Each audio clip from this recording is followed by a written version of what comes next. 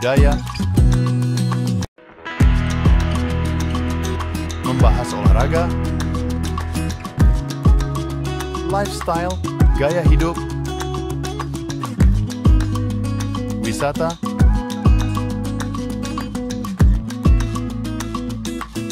budaya,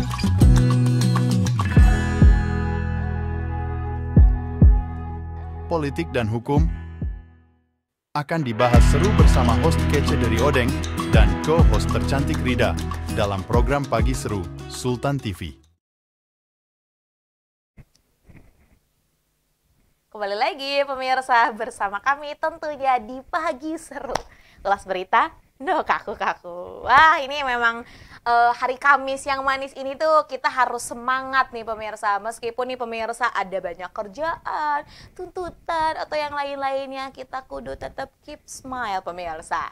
Nah, ini ngomong-ngomong tentang keep smile ya, ini juga kan pasti berpengaruh bukan hanya ke pribadi kita, atau ini juga bisa mungkin keep smile di tengah-tengah hubungan ya.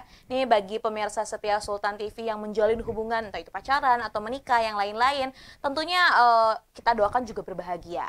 Tapi nih pemirsa, ini ada berita dari Madura. Nih pasangan kekasih, nah salah satunya nih, ini dari laki-lakinya Ahmad Fikri Islamuddin yang merupakan mahasiswa Universitas Trunojoyo Madura (UTM), jadi tersangka karena menganiaya pacarnya. Aduh, ini baru pacaran aja udah berani menganiaya. Ini kebayang nggak sih seposesif apa atau setemperamen apa nih ya tersangka ini. Ini kenapa akhirnya menjadi tersangka? Karena video Fikri menganiaya pacarnya ini viral di media sosial seperti itu. Ini mungkin pemirsa-pemirsa juga ada yang sudah melihat. Ini adalah salah satu tangkapan layar ketika Fikri memukuli pacarnya seperti itu. Nah, yang lebih parahnya lagi, memang ini Fikri bukan hanya memukuli pacarnya saja, namun juga ada luka-luka bekas gigitan, kemudian juga cakaran yang dilakukan Fikri kepada pacarnya. Aduh, Mas Fikri, kenapa sih? Ada apa ya? Ini kenapa bisa melakukan hal-hal keji seperti itu? Apalagi kan ya, kalaupun memang belum jadi istrinya, tapi pacar berarti ada rasa sayang. Bisa-bisanya loh melakukan hal itu terhadap orang yang tersayang. Nah, ini setelah ditelusuri seperti itu, latar belakang kenapa Fikri melakukan kekerasan kepada pacarnya itu gara-gara Fikri ini nggak direspon seperti itu ya. Kemudian akhirnya Fikri juga mendatangi kos-kosan korban dan bertemu dengan temannya. Berdasarkan pengakuan kepada polisi nih ya, Fikri mengaku emosi saat korban ini mulai bersikap cuek. Bahkan katanya korban ini sudah tidak memanggil sayang. Aduh, ini gara-gara persoalan tidak manggil sayang ya. Kalau mau dipanggil sayang ya sama siapa aja juga bisa sebenarnya. Ini memang agak kelewat batas ya. Dan memang tadi akhirnya kan menjadi buta mata gitu, gelap mata, akhirnya melakukan kekerasan kepada orang yang sebenarnya tidak bersalah seperti itu. Nah, ini juga akhirnya dari tindak laku yang dilakukan oleh Fikri, polisi akhirnya sudah menangkap. Kemudian juga setelah ditelusuri memang keduanya ini berpacaran sejak 1,5 tahun yang lalu, dan belakangan memang korban itu ada sikap cuek. Ngomong-ngomong tentang ini ya, balik lagi, namanya juga hubungan, perlu ada namanya komunikasi. Bisa loh nggak melakukan kekerasan, tapi komunikasi dengan baik-baik. Dan ini juga akhirnya menjadi perhatian ya buat kita, entah itu perempuan atau laki-laki gitu. Sebelum kita memang mau memulai hubungan dengan orang lain seperti itu, kita tuh jangan asal gara-gara buayan kata-kata manisnya saja pemirsa. Tapi ada banyak hal yang harus kita telusuri. Salah satunya memang ini pentingnya nih ya, saat ini ada edukasi pranikah itu, menurutku itu sangat-sangat bermanfaat. Karena kita dapat tahu bagaimana nih hal-hal yang sensitif dapat kita komunikasikan dengan pasangan, sehingga nanti kalau semisal sudah dalam hubungan yang lebih serius, ini kita bisa berkoordinasi, mentoleransi itu dengan baik seperti itu. Jadi tidak melakukan kekerasan. Ini juga ya, banyak banget loh pemirsa kasus-kasus kekerasan yang terjadi gitu kan dalam sebuah hubungan. Biasanya salah satu pihaknya ini merasa bahwa orang ini akan berubah. Kalau menurutku mah nggak akan berubah. Orang-orang yang memang suka main tangan, pukul dan lain-lain ya mungkin bukan berubah, tapi menutup jati dirinya gitu ya. One day, satu hari ketika mereka juga lagi panas seperti itu, ada salah satu tindakan yang dilakukan oleh pasangannya yang memantik emosi, itu pasti akan keluar tuh. Makanya make sure, pastikan kamu tukang pukul nggak gitu ya. Dan kalau semisal ternyata ya kita juga nggak pernah tahu bagaimana takdir kita seperti itu ya pemirsa. Jikalau gitu kan nanti kita mendapatkan pasangan yang seperti itu, kita juga jangan yang menutup mata ya. Ini kan banyak banget kasus-kasus kemarin yang terjadi. Salah satunya juga yang menimpa Intan selebgram. Ini kan ternyata memang sudah sering dipukuli oleh suaminya. Jadi perlu banget nih kita punya pertahanan juga pemirsa ya. Siapapun itu, ini nggak melihat gender, baik laki-laki maupun perempuan.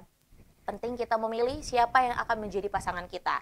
Karena tentunya ketika kita menjalin satu hubungan, kita inginnya long last dong ya. Kita inginnya juga ini menjadi hubungan yang akan berjangka lama. Bahkan ini kalau udah masuk dalam yang serius, harapannya sampai maut memisahkan. Nah pemirsa, ngomong-ngomong tentang hubungan ya, ini ada berita juga dari Andre Taulani yang akhirnya pengajuan perceraian kepada istrinya Erin ini ditolak oleh pengadilan.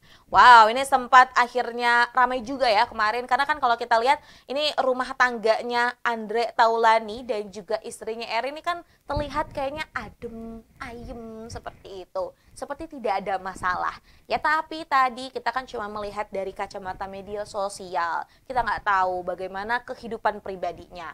Dan salah satunya ini cukup mengejutkan karena Andre Taulani ini mengajukan permohonan talak cerai kepada Erin di Pengadilan Agama Tiga Raksa pada 4 April 2024.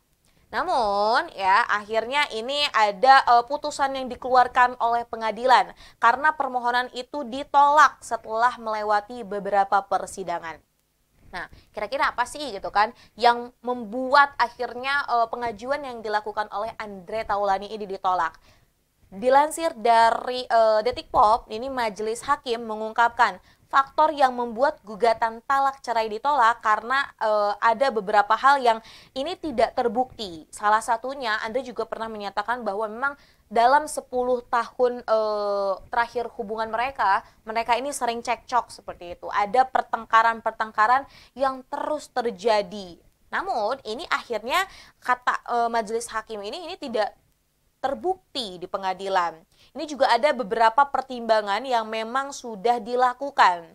Bahwa memang dalil-dalil yang diajukan oleh Andre itu tidak terbukti adanya pertengkaran. Belum lagi memang ini didukung oleh keterangan-keterangan saksi ya pada saat agenda pembuktian. Biasanya kan memang ada ya segala tahap-tahap yang harus dilalui nih oleh para pasangan-pasangan yang memang mengajukan cerai seperti itu di pengadilan. Tentu ya tadi adanya salah satunya majelis pengadilan ini bukan hanya langsung memutuskan, tapi kalau semisal masih bisa mediasi, masih bisa diobrolkan dengan baik-baik, alangkah lebih baiknya seperti itu. Ini bisa diselesaikan dan tidak melalui perceraian seperti itu. Nah, baik Andre Taulani dan juga Erin masih bisa mengajukan banding hingga 4 Oktober mendatang. Jika tidak melakukan banding, keduanya ini masih dianggap sah menjadi suami istri. Nah, ini juga sebagai informasi, Andre Taulani dan Erin ini menikah pada 17 Desember 2005. Dan keduanya ini dikaruniai 3 orang anak. Ada Kenzi ya yang sering muncul di layar kaca dan juga 2 anaknya. Jadi 2 anak laki-laki dan 1 anak perempuan.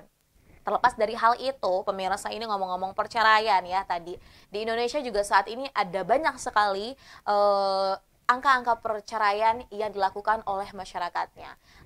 Balik lagi tadi makanya ya, entah berapa lama kita menjalin hubungan sebelum menikah gitu, ini juga tidak membuktikan bahwa nanti mungkin hubungan pernikahan kita juga akan lama. Ini pentingnya tadi kita benar-benar mengenali pasangan kita seperti apa. Dan tadi kalau semisal ada cekcok-cekcok, pasti ya gitu kan, kebayang gak sih kita aja dengan orang tua kita yang memang pada dasarnya kita nih anak yang keluar dari perut ibu kita sendiri, ada aja cekcoknya gitu kan. Apalagi mungkin ini orang lain yang memang kita bertemu saat sudah besar dan memiliki hubungan yang serius. Ini pasti namanya cekcok-cekcok tuh ada aja. Dan tadi kalau semisal masih bisa diselesaikan dengan baik-baik, itu akan lebih baik pula pemirsa. Dan ini juga yang perlu diperhatikan ya, kadang juga ada beberapa kasus-kasus perceraian yang akhirnya terkena dampaknya adalah anak. Mungkin ibu bapaknya ini punya ego masing-masing, akhirnya saling membenci, tapi ini anak loh, anaknya ini nggak tahu apa-apa, akhirnya harus menjadi bahan rebutan, atau bahkan tidak menjadi bahan rebutan, malah ditinggalkan oleh keduanya. Ini akhirnya yang membentuk juga pola pikir kita untuk lebih dewasa, untuk lebih bijak ketika kita memiliki sebuah hubungan. Apalagi tadi kalau hubungan pernikahan sudah ada anak, itu juga perlu dipikirkan bagaimana psikisnya. Akhirnya kan sekarang banyak banget gitu kan orang-orang yang mengeluarkan pernyataan, oh saya anak broken home, orang tuanya tidak memberikan kasih sayang, akhirnya terjerumus pada hal-hal yang tidak diinginkan. Tentunya kita juga menginginkan generasi Indonesia juga menjadi generasi yang baik ya, berasal dari keluarga yang baik pula dan juga memiliki masa depan yang baik. Nah pemirsa, kita akan kembali sesaat lagi. Maka dari itu jangan kemana-mana, tetap bersama kami di Pagi Seru.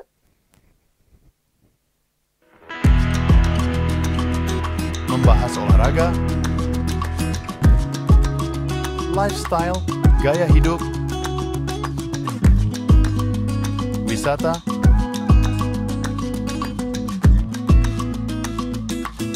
budaya,